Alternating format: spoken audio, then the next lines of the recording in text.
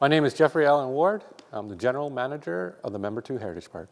As the General Manager, I oversee the building of the Membertou Heritage Park. Now, it's more than just a park. It's a mini museum. It's a cultural center. It's a place of ceremony. It's an educational and workshop area. It's where history is shared. It's a very vital, the heartbeat of culture. And we have a beautiful gift shop too as well. So it's an artistic hub. So there's many aspects. It's a meeting place. So there's many aspects that the Membertou Heritage Park offers. It's a 5-acre site, as you see. We have this beautiful building, and we have a laydown area or a park area where not only is it just great to learn, because we have statues out there, but also it's a great area for ceremonies, even wedding ceremonies too. When people get married here, but we also have a sweat lodge here. That's our ceremonious. So we do many different types of ceremonies here, mini powwows, gatherings. So it's a hub of cultural and experiential tours. So when it comes to tourism, we see tourism as an opportunity to educate. We are able to teach the history of our people and tell the story of Old Kings Road Reserve, how the Exchequer Court had a case of our community and had it moved. See, 99% of the time of all First Nation communities have been moved or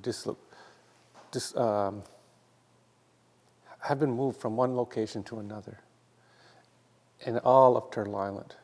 So we tell that story. Ours is unique because the Exchequer Court had a court case to have us removed. So we tell that story. And these 5 pods, 1, 2, 3, 4, 5 pods tell the story of Membertou. These are the first 5 stories our elders want to be told first about the community, about residential schools, what we've done in our community, our culture, our history, and of course, leadership. So these are the stories that our elders wanted told first. And these are living documents. Some of these displays have changed twice, 3 times, because they've either added names, or when people come through it, they add to it. Our elders' knowledge is added in to the fabrics. And so our history is not forgotten. It's added to the stories that we tell here, to the biggest basket in Canada, which is located right here too. The biggest basket in Canada is right here. Yeah, we have it here. So it's this type of, and where you could actually touch and feel and see and smell a birch bark canoe. Because we want you to learn. It's about your senses. It's all about the physical building, the physical ancestors, the physicalness of the mental, the history, the emotional. We tell them stories. Residential schools, we tell the stories of our history. To resilience of our community.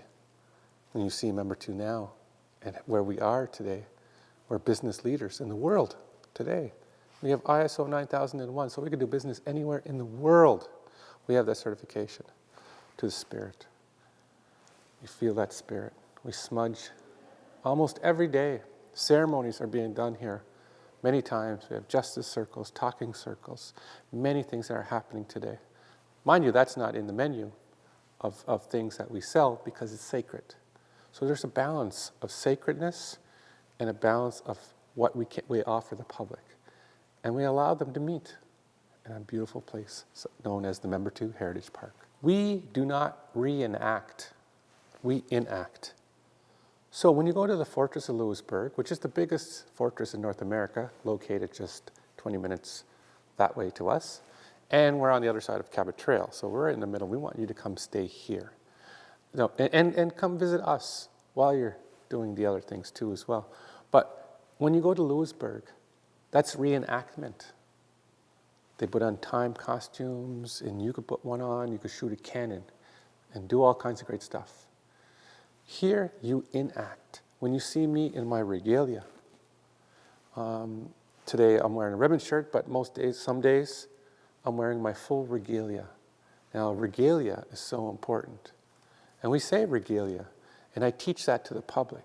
And I get them to say 2, 3, 4 times. Say it loud and proud. 1, 2, 3.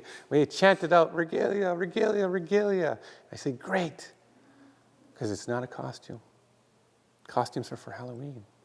Regalia is something that I earned over the years. I've built upon. It tells the story of who I am.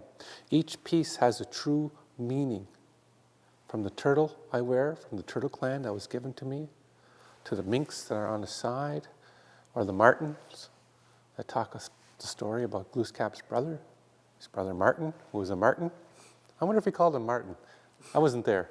But to the harness, beaded harness was worn by an elder, Gordon Julian, who was one of the very first powwow dancers in Atlantic Canada. And it was gifted to me. And I found out later he's in my lineage. He's family. So I wear that with pride and honor. To my leggings, which my father had made for me when I graduated from high school.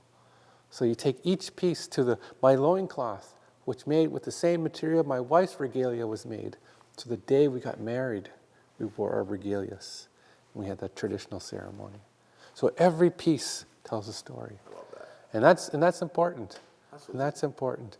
And that's what we do here. We want to share our stories of our ancestors, of trials and tribulations that we've gone through in time, and to show that resilience of our people, and share the history in a good way. We talk about allyships, and we talk about the things that happened to us that were not so well. And we do it in a good way. I think the business model is based on the medicine wheel. It's in 4 directions. We talk about the east, south, west, north, but we talk about the elements. And when you walk in here, if you notice the first 4 panels, it was the 4 seasons, which is beautiful work that was done by the late Doze Christmas, which is Dan Christmas, our first Mi'kmaq senator, who's from Membertou. His wife she's the one who designed that. And to share that, her artwork with the 4 seasons, it's like the 4 directions. And that's our business model here. It's almost like our building is in 4 directions too, because we have the business part, where you come in the gift shop, and you leave through the gift shop. So we make sure you buy something, take something, and monetary, if you're buying a workshop, we'll take care of the money, that area. But then there's the educational part, the mental part, where we want to share with you our history. We want you to see the biggest basket. We want you to see the history, learn about our people. We have Donald Marshall Jr.'s eel nets are here. To us, that's a holy grail of evidence. They're located right here. That changed the world for our people. When that court case made it to the Supreme Court, that and Sparrow, and they recognized our treaty, it changed our everyday lives. So these are the teachings that we have here. So we have that educational piece, the emotional piece, when you smelled that sage, when you felt it, when you walked in, you felt it too, and you're like, oh, that's so, and that's what we do. So it's a very spiritual and very emotional. Also too, to tell the stories. And when you hear the stories about residential schools, that you feel that in your heart, And then, of course, the last but not least, and sometimes it's either the first or the last, is the spirit, your spiritual part. And you're connected back to your ancestors, or you're connected to our people, or even your ancestors were allies, and you did not know it until you hear the stories. So, because there's many, many amazing stories, and there's so many teachings here in many directions. So, and it's a very visual place. You get to see, you get to read. It's very touch the canoe, touch the drum, see all the things. We want you. You'll hear it. You'll hear that drum. You'll hear the songs. You'll hear the chants. And you'll smell the sage. And some days, on good days, and maybe later today, because I know food's coming in, there will be food here. And we have like Looskinnigan. Looskinnigan is amazing. What we call Looskinnigan, people know it as fry bread or bannock. Big word out there is bannock. Our Mi'kmaq word is Looskinnigan. But Looskinnigan There's also, that's your loose Ginnigan right there. But when you make that, what are you doing? You're putting your elbows. A lot of elbow work when you're making bread. My bread makers know this. So that's loose skin again. And if you eat too much, you're going to get loose skin again. Ah! And it's about that. You'll hear a lot of laughter, there's a lot of, even as we're telling these stories, there's a joke coming, or there's a punchline, but there's seriousness too. And we're able to meet in the middle. We take very serious issues, but we take some really funny jabs at history. And we mix them all together, like loose skin again, and we fry it up. It's good times. We offer a package for them to come in to see us. And it's a very nice educational, what they say, spirit of the senses, where they come and a good day, we'll be outside on the lawn. It's a nice area. We'll even get a sound system up just so that everybody could hear. I'll share songs. I'll tell a legend. I'll tell stories and tell our history. And it's very educational. And then allow them to come in and to experience the loose Ginnigan with tea and coffee. Or sometimes we'll have, other teas or other traditional teas. And they come into our little mini theater, come into our mini museum, and they get to learn and see a lot of great things and buy some things on the way out. And we designed it so you get dropped off at one end, and you got to go through the gift shop to get back in your bus. So if anything we learned from Disney, we learned that. One of the biggest challenges is to make sure that ceremonies are sacred. We do not sell ceremonies. Ceremonies are not for sale, so we keep them sacred. And that's important. We don't say, we're going to smudge you for $5. No. Not every day the smudge comes out. We smudge the building. If somebody's earned it, or they've learnt and they want to know more, and they ask in a sincere way, by all means, we will share, we will teach. But we keep it sacred, because many times, we've read it online or read it, or people even come right up to us and say, stop selling ceremonies. And we've never have. So if you're in that, so there is a fine line that people got to watch. And there's a sacredness to ceremonies, because we do not pay to pray. They're free. We do not pay to pray. We have educational workshops. And not every time our feathers come out. Not every time my regalia comes out. Not every time our medicines come out. Because we have to protect them. But once they've earned it. See, now we go back to the values of love, humility, courage, respect, truth, wisdom, honesty. Once those are displayed in any form, then we begin to share, and then it becomes more of sharing. That's the challenge. Is there anything that you think students should know about managing an Indigenous business? Know your community. Know your creation story. And I mean the creation story of our people, the creation story of your people, the creation story of your family. Because then you're able to talk, be authentic, talk from your heart at all times. I am not just it's not about selling, it's about educating. My goal each day when I come in here is, Creator, how can I serve you? Creator, help me teach and educate people in a good way. That, to me, is where it is so important. When you're in tourism, it's not just you're in tourism and you're serving people, you're educating people. You're educating little children. You're educating families. And you're telling them the story of our people.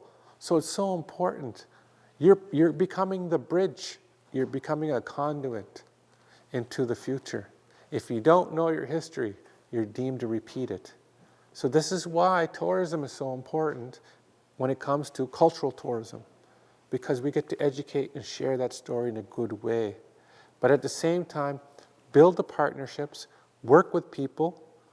That lateral violence has, it'd be nice if that lateral violence could be healed from. Because, people who are oppressed become masters at oppression. So people will put stories out saying, the dream catcher is not our way. Well, if you know the creation story of the dream catcher, when it was introduced to the World Fair at this time by the Anishinaabe people, but what's the Anishinaabes people creation story? They were created where the water was salty and the sun rised. They're from us. And we always had a dream stick with a dream catcher on it. We're people of dreamers. So sometimes your history only stops here, but you have to go farther. You have to go beyond academia. You got to go beyond. So you got to learn our legends. You got to learn the stories of our ancestors, and you got to believe in them. Ego igande ha ego guandu dana he. Hey, ego igande